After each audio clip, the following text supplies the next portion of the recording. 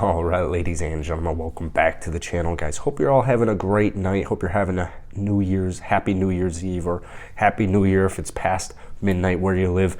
Unfortunately, the Houston Rockets were not able to beat the depleted Miami Heat squad. I mean, they still had Kyle Lowry, Tyler Hero, Jimmy Butler he went berserk tonight, man. Let's be real here. But the Rockets, it's just another tough loss, 37 for Jimmy Butler.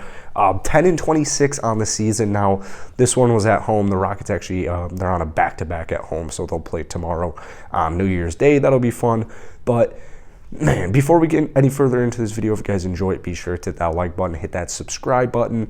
Man, I saw so much stuff on Twitter. It was so annoying. Now, granted, the Rockets tonight, they didn't get the best calls. You know, they certainly didn't get the best calls, but oh my goodness gracious, there are so many Rocket Twitter accounts. All they do is complain and complain and complain.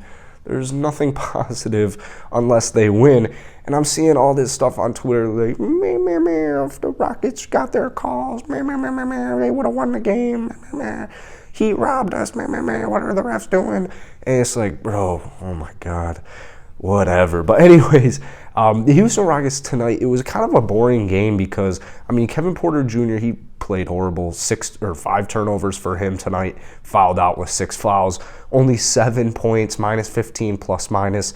He didn't really have too much of anything else, like 3 rebounds, 4 assists, shot pretty horrible, 3 of 11 from the field. Jalen Green played okay. I think the good thing about Jalen Green that I've seen so far is that he is able to make something happen pretty much every single night. Like tonight, I wasn't really noticing too much Jalen Green, but he still finished with 16 points. You know, he still shot 5 of 11 from the field, 2 of 7 from downtown, but 5 of 11 from the field for 16 points in only 28 minutes. I mean, I thought Jalen, he's really low-key about these sometimes. And it's just promising. It's just promising to see, like, all right, at the worst-case scenario, I think Jalen should be able to get us 15 points, even if he's having an off-shooting night.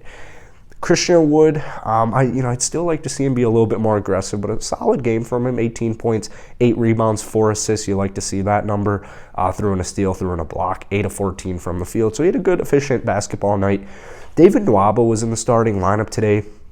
I still don't know if it was because maybe Jae'Sean Tate, this was his first game back from COVID. Maybe they're trying to ease him into it. That's what I would imagine. Then also, you got to factor in just trade value. David Nwaba, it's quickly becoming clear that I don't think he has much of a role. I think it should be pretty clear. He's not having a long-term role on the Houston Rockets, but I don't think that they're desperately trying to trade for him. I wouldn't mind it to free up some minutes, especially at that small forward position for guys like KJ Martin Jr. But, David Nwaba, man, I think he's good at defense, and I saw him getting a lot of shit on Twitter for his overrated defense. I still don't really see that. I view him as a good, capable, solid, above-average defender. But he had 7 points, 10 rebounds. You really saw he only played 20 minutes tonight, too. What I really like from David Nwaba is just the hustle. 50-50 balls, he's going for them. He's getting offensive rebounds. Tonight, he got 4 offensive rebounds. He's doing a better job rebounding the basketball than Christian Wood. That was, he was just going all in. That's what you'd like to see from guys like David Nwaba, whether it's coming off the bench, whether it's in a spot start, whatever the case may be. But yeah, Jae'Sean Tate, he came off the bench tonight. He still closed out the game for him. 25 minutes, 9 of 15 from the field, 2 of 3 from downtown. Still just very, very streaky from the three-point range. But you love to see that 2 for 3 number. 7 rebounds, 2 assists, 2 steals, and a block. Good, great game from Jae'Sean Tate. I don't mean this to sound disrespectful, but it sucks sometimes when Jae'Sean Tate's the best statistical guy on the team, because it's like KPJ, Jalen Green, Christian Wood, you're just rooting for those guys to just mold into superstars. Jae'Sean Tate, obviously there's a hope that he'll mold into a star of his own, but with Jae'Sean, I think we know, he's capable of going off on any given night, but for the most part, you're not expecting like 22 points from Jayshawn Tate every single night like you are from KPJ, Jalen Green, and Christian Wood, if that makes sense. The bench unit, I mean, they did a great job. Silas rolled with them a lot, especially in that fourth quarter to start that game, or to start that fourth quarter out as they were throwing the clamps on defensively. Şengün, only 7 minutes from him tonight.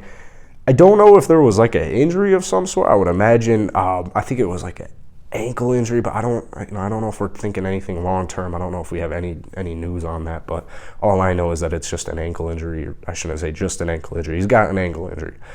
Outside of that, Josh Christopher didn't have the best shooting performance, but 5 rebounds, 3 assists, 2 steals. Love the defensive intensity. You just love the energy he brings every single night. Armani Brooks, not his best shooting night, but still gave us 6 points. Şengün gave us 6 points in only 7 minutes. KJ Martin Jr. definitely wasn't his best shooting night either. Definitely wasn't his best night in general. He got absolutely just blocked by him. How do you say that guy's name? He's like the next Alperen Şengün Yurtseven. So, didn't even talk about Eric Gordon. Still 5 of 11 from the field, 3, 8 from downtown, 15 points. Kind of what you're expecting from Eric Gordon every single night. Man, I don't know what this Houston Rockets team is desperately lacking right now. I think it starts with defense. I mean, the defense is horrible. 28th in the league. That's not going to get the job done. 28th in the league is certainly not going to get that job done. But moving forward, I just want to see. I want to see nights like Jayshawn Tate dropping 22 and 7. I want to see Jalen Green dropping 30. I want to see KPJ dropping 30. But it's important to just remember that we got to be patient with this. And at the end of the day, this Houston Rockets team is so fun to watch. The only thing is, it's coming in glimpses for the most part. Like, it's been relatively inconsistent, and you're seeing it in glimpses. But when it all comes together, like kind of in the first 6, 7 minutes of the fourth quarter tonight, where things are just clicking, you can tell, I mean, top to bottom, even guys on the bench, Usman Garuba, he didn't play tonight, but even, just guys, Şengün, Armani Brooks, Josh Christopher, KJ Martin Jr., top to bottom, this Houston Rockets team not only has a lot of potential, but they're just so fun to watch, man. So, nights like this suck. But at the bottom line, man, I had a good time. I had a good time watching the game. At the end, it was a little bit of a headache. I won't lie to you. It was definitely a headache there at the end of the game. But that's what's going to happen when you're rebuilding. You're coming off a 17-game win season, and you're 10-26. That's, to be expected. So that's really it for today, guys. Hit that like button. Hit that subscribe button. Happy New Year to you all, and I'll see you guys later.